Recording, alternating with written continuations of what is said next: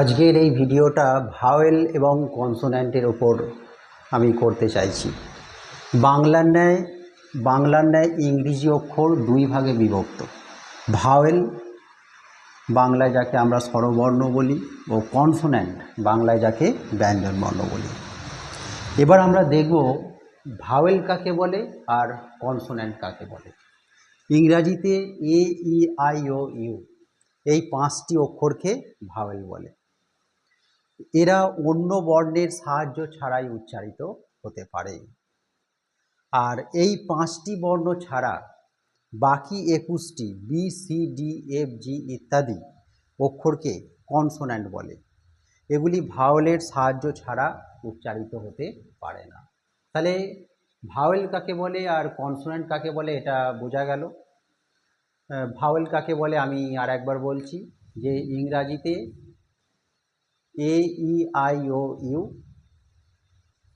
এই পাঁচটি বর্ণ বা অক্ষরকে ভাওয়েল বলা হয়। এগুলি অন্য বর্ণের সাহায্য ছাড়াই উচ্চারিত হতে পারে। আর এই পাঁচটি বর্ণ বাদ দিয়ে অর্থাৎ এ, ই, আই, ও, ইউ ইত্যাদি বাদ দিয়ে বাকি যে 21টি অক্ষর বা বর্ণ আছে তাকে আমরা কনসোন্যান্ট বলে থাকি, কারণ এগুলি ভাওয়েলের সাহায্য ছাড়া উচ্চারিত হতে পারে না। তাহলে ব্যাপারটা ক্লিয়ার হলো যে ভাওয়েল কাকে বলে আর কনসোন্যান্ট কাকে বলে।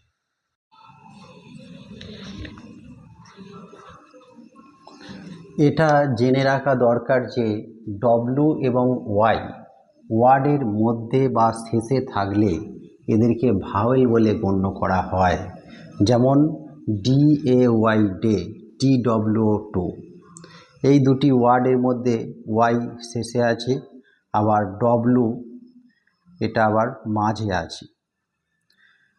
তাই ডব্লু এবং ওয়াই ওয়ার্ডের মধ্যে বা শেষে থাকলে এদেরকে ভাওয়েল বলে গণ্য করা হয়। তাহলে ডি, এ, ওয়াই, ডে, টি, ডব্লু, টু ইত্যাদি। আবার ডব্লু এবং ওয়াইকে সেমি ভাওয়েল বলা হয়, কারণ ওয়ার্ড বা সিলেবেলের প্রথমে থাকলে এরা কনসোন্যান্ট হিসেবে গণ্য হয়। যেমন ডব্লু, এ, ওয়াই, ওয়ে, ওয়াই, ই, এ, আর, ইয়ার ইত্যাদি। এখানে ডব্লু এবং ওয়াই শব্দের প্রথমে আছে, তাই এখানে এরা কনসোন্যান্ট হিসেবে গণ্য করা হচ্ছে। তাহলে বিষয়টা বোঝা গেল যে ডব্লু এবং ওয়াই যদি ওয়ার্ডের মাঝে বা শেষে থাকে তাহলে এদেরকে ভাওয়েল বলে গণ্য করা হয়। যেমন উদাহরণ দিয়ে আমি দেখিয়েছি ডি, এ, ওয়াই, ডে, টি, ডব্লু, টু ইত্যাদি।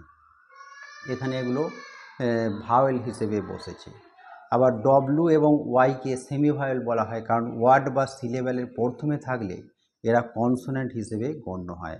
যেমন ডব্লু, এ, ওয়াই, ওয়ে, ওয়াই, ই, এ, আর, ইয়ার